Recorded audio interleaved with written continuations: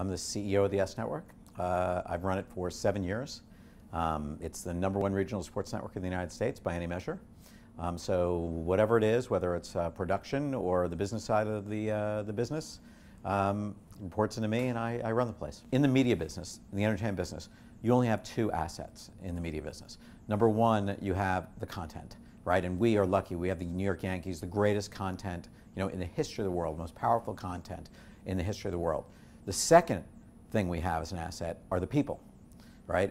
We're only as good as the people who are working here can make that content and can make that business. So human capital is really our only capital. And the Industrial Labor Relations School, that's really what it's about human capital. And so studying, industrial labor relations really gives you a leg up from the standpoint if you're in a business where people are really what make the business. In the entertainment business in particular, you need to be able to use both sides of your brain.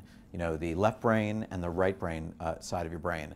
And the ILR school, being in a bigger part of the universe, uses that part of a brain that really most people who go into business don't classically have an education and don't classically have a training in. So it gives you a little bit of a differential advantage when not only are you analytical, but you can deal with the people aspect of it also. And ILR is one of those places where you can do it, and Cornell is an environment where you can do that. 30 years later, after I've gotten out of the ILR school, when I have a business problem, when I have a business thought, the first thing that comes to my mind is my human resources, my human capital, getting the most out of my people, having a great work environment. All of those things are where my mind starts, because that's how I was taught to learn.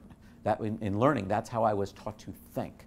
Those were the first things that came into my mind, and that's differentiated me versus somebody who just, I got an MBA at Stanford, they got an MBA at Stanford, they were an engineer. They don't even think about the human element, and at least in my business, really, that's where the value is.